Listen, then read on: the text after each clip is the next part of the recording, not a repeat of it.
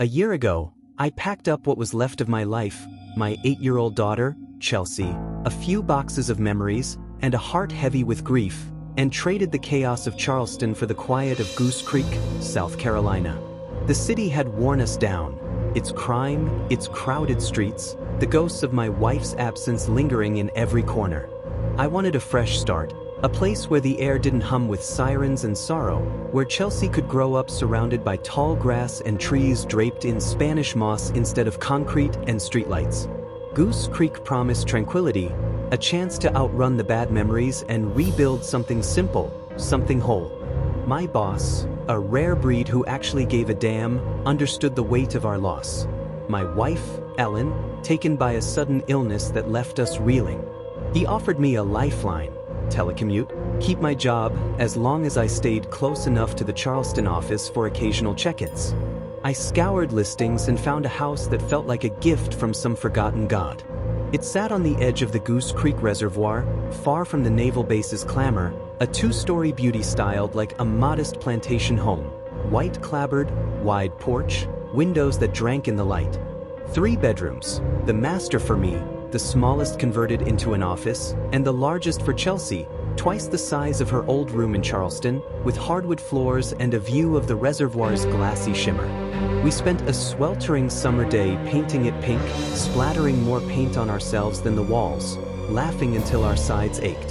Her giggles echoed through the house, the first real joy we'd felt since Ellen's death. In that haze of paint fumes and humidity, we were happy, just the two of us, building a new beginning. Summer in Goose Creek was a beast, hot, muggy, the air thick enough to chew. Breezes off the reservoir offered fleeting relief, but South Carolina summers demanded shade, iced tea, and showers to keep the sweat at bay. Autumn brought school, and Chelsea, nervous as a colt, clung to me that first morning, tears streaking her freckled cheeks. Losing her mom had made her wary of letting go, but Goose Creek's small school was kinder than Charleston's urban sprawl. Bullies were scarce, friends plentiful, and within a week, she was bounding home with a smile that could light up the dusk. Winter passed gently, a mild reprieve, and before we knew it, summer loomed again. A year gone, and we'd carved out a life, simple, pleasant, ours. I was thrilled to have Chelsea home during the day, her laughter a counterpoint to my work-from-home grind. Telecommuting wasn't the pajama-clad dream people imagine. It meant full workdays, client calls at all hours, and webcam check-ins with my boss, who'd peer through the screen like a hawk eyeing a field mouse. But Goose Creek's quiet streets let me loosen the leash. Chelsea could roam, bike to friends' houses, explore the neighborhood, as long as she checked in for lunch and stayed away from the reservoir while I was working. She didn't fuss. This was freedom she'd never known in Charleston. She'd pedal off with a grin, auburn ponytail bouncing, pink t-shirt a bright speck against the green. Mid-June, she burst into the kitchen at 11:30, cleaner than usual, her ponytail neat, not the usual summer frazzle. She climbed onto a stool by the window facing the street, her brow furrowed. "Daddy, what are they doing at the end of the street?" I glanced over, stirring tuna salad for our sandwiches. "Dunno, Shelbear. What's it look like?" She shrugged, pulling her plate close, biting into her sandwich before answering, mouth full. "Looks like they're digging." "Manners," I said, the dad tone automatic. She swallowed, clearer now. "Digging, but I don't know why." I shrugged back, chewing my own sandwich. "Probably road work." "Can I check it out after lunch?" Her eyes went big, the pleading look that could melt steel. I'd spent years building resistance, but memories of my own childhood, sneaking off without asking, chasing trouble, softened me. "Ask the workers if they're not busy. Don't cross boundaries or touch anything. Deal?" She grinned, nodding. "Deal." We finished lunch, the screen door banging as she dashed out. I trudged to my office, logged into a webcam meeting, and forgot the digging. Work consumed me, spreadsheets, client demands, my boss's voice droning through headphones. By evening, as I grilled burgers on the back patio, Chelsea pouted. "Nobody was there, Daddy." "Anybody," I corrected, ignoring her scowl, Ellen's scowl, sharp and familiar. "Try tomorrow after breakfast." Burgers and ketchup smoothed her mood, and I figured she'd forget the whole thing. Kids do that, chase a shiny distraction, then move on. But morning came, and she was half out the door before I called her back to brush her teeth. After a quick hug, she bolted, her excitement a spark I didn't quite understand. I followed to the front lawn, curious, and squinted down the street. A pile of rubble, black and gray rocks, sat on the roadside, no signs, no tape, just a heap. Harmless, but a prickle of unease climbed my spine, cold despite the June heat. "Be careful, Shelbear," I hollered. She flashed a thumbs up, ponytail bouncing as she jogged toward the pile. Shaking my head, I returned to my office, prepping for a client video call. From my window, I caught a sliver of the rubble, unremarkable under the morning sun. Chelsea was gone by the time my meeting ended, probably at a friend's, the rocks already boring her. But the absence of orange cones or vests nagged at me. Road work needed signs, workers, something. This was just nothing. Post-meeting, coffee in hand, I stared at the pile from my window. Movement froze me. A figure, tall and gaunt, dressed in black, long sleeves absurd in the heat, a stovepipe hat perched on his head like some relic from a history book. He carried a shovel over his shoulder, its blade glinting. No day-glow vest, no hard hat, just black, head to toe, vanishing behind the pile before I could blink. My gut twisted. Who dresses like that in June? A costume? A prank?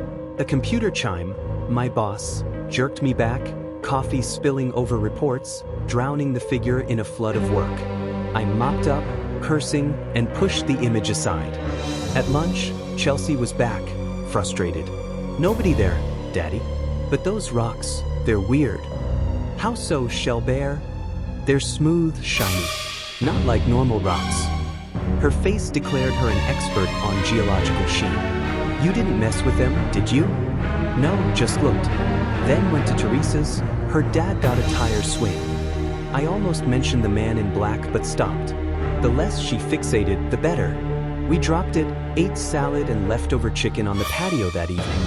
But as fireflies blinked, she piped up, "They're digging, Daddy. There's a ditch behind the pile. Did you find anyone to ask?" She shook her head, defiant. "I'm gonna find out." Work's new client demands, spreadsheets, calls, pushed the pile from my mind again. I spent the evening crunching numbers while Chelsea watched cartoons, the mystery buried under deadlines. Days later, at lunch, she dropped a bomb. "Daddy, those rocks are broken tombstones." My fork froze mid-bite. "What makes you say that?" "They're smooth, shiny, and I saw writing on some."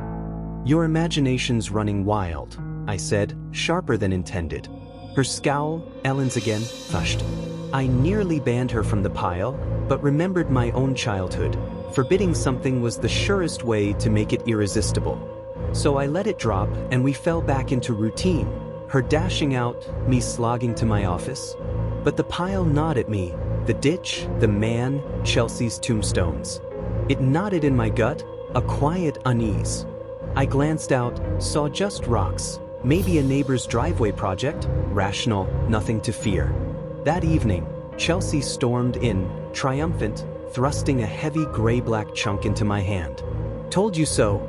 Smooth, polished on some sides, rough on others, marbled like a fancy countertop. An uppercase T was carved into one glossy face. "This doesn't prove anything," I said, voice tight. "Could be a statue, a sign. And I told you not to mess with that pile. You were supposed to ask workers, not touch." Her eyes, usually bright, went wounded, small. "I'm sorry, Daddy," she whispered. Guilt hit, I hugged her, sent her to wash up for supper, hoping that was the end. But noon the next day shattered that hope. Chelsea burst in, eyes wild. "Daddy, it's about dead people. I'm sure." I choked on my soup, coughing, temper flaring. "Damn it, Chelsea," I said, "enough. No more." Her eyes welled, tears threatening. Normally that had softened me, but something about this pile, ditch man felt wrong, electric. "Is that clear?" I yelled. Tears spilled, her lips quivered, defiance glinting. She shoved from the table, contempt flashing, and ran out, screen door slamming. My phone rang bus. Ignoring it risked my telecommute status, so, cursing, I answered, chained to my computer for hours, hunting contract details. Lunchtime passed. Chelsea didn't return. By dusk, the sun gloating red, panic clawed me. Shadows stretched, the pile down the street now a dark, hulking mass, almost alive. No police yet, she'd only been gone hours, but I dialed moms from her friends list, voice steady despite the fear. No, haven't seen her. Is something wrong? Each call the same. At the fifth, the back door swung open, slammed shut. Thank God, I breathed, phone dangling, rushing to the kitchen. Terror stopped me cold. A figure stood there, not a man, not anymore. Bone where skin should be, caked in black soil, empty socket staring. His suit, once fine, maybe a tuxedo, hung in tatters, ribs gray with earth, shriveled organs hardened inside, held by clumps of rot. One bony hand clutched a stovepipe hat, polite even in death. The other rested on Chelsea's shoulder. Her skin was ashen, hair limp, eyes hollow, mirroring his. That gaze, barely hers, met mine. In a voice small, wrong, she said, "I told you so." The air thickened, time slowing as my heart hammered, a primal scream trapped in my throat. Chelsea's face, once bright with giggles, was a mask, pale, expressionless, her green eyes dulled to gray. The thing beside her didn't move, its skeletal frame rigid, but those empty sockets seemed to bore into me, peeling back layers of denial. The kitchen, our sanctuary of tuna sandwiches and laughter, felt alien. The reservoirs breezed through the open door carrying a damp, earthy stench, like graves unearthed. I wanted to lunge, snatch her away, but my legs were led, rooted by a fear I couldn't name. "Daddy." Her voice cracked, a faint echo of my shell bear, but it was wrong, hollow, like wind through a broken flute. The thing's hand tightened on her shoulder, bones clicking softly, and I swear its jaw twitched, a silent command. "Chelsea, honey, come here," I managed, voice trembling. She didn't move, just stared, her lips parting as if to speak, but no sound came. The thing tilted its head, hat clutched tighter, and I felt it, something watching not just this corpse, but something older, deeper, woven into the air itself. I forced a step, the linoleum cold under my socks. "Let her go," I said, more plea than demand. The figure didn't react, but Chelsea's eyes flicked, a spark of fear breaking through the haze. "I told you, Daddy," she whispered again, and the words carried weight, a truth I'd ignored. The pile, the ditch, the tombstones, she'd seen what I wouldn't. My mind raced back. The man in black, the shovel, the polished stones. Not road work, not a driveway. Something else, something buried, something wrong. The phone rang again, shrill, slicing the silence. I ignored it, heart pounding, and took another step. The thing shifted, bones creaking, and raised its free hand, pointing toward the door. A gust swept through, heavy with the scent of wet earth and decay, and I glimpsed the pile outside, glowing faintly under the streetlights, a mound of secrets. "Chelsea now!" I shouted, lunging. The thing moved faster, skeletal arms sweeping her behind it, her small frame vanishing into its shadow. A low hum filled the air, not a sound, but a vibration, deep in my chest, like the earth itself was groaning. I grabbed a kitchen knife from the counter, its blade glinting, useless but heavy in my hand. "You can't have her!" I screamed, voice cracking. The thing's jaw opened, a hollow rasp escaping, no words, just air, thick with intent. Chelsea whimpered, and I saw her hand twitch, reaching for me. I swung the knife, wild, aiming for bone, but it passed through air, the figure dissolving into a swirl of dust and shadow, leaving Chelsea crumpled on the floor. I dropped the knife, scooped her up, her body cold but alive, pulse fluttering under my fingers. "Shell Bear, I'm here," I whispered, tears burning. Her eyes fluttered, some color returning, but they were still wrong, distant. Outside, the pile loomed larger, the ditch behind it a gaping wound in the earth. I carried Chelsea to the couch, wrapped her in a blanket, and dialed 911, words tumbling. Missing girl, intruder, danger. The operator's calm voice felt like a mockery as I stared at the door, half expecting the figure to reform. Police arrived, flashlights cutting through the dusk, their questions a blur. Rubble pile? No reports of work.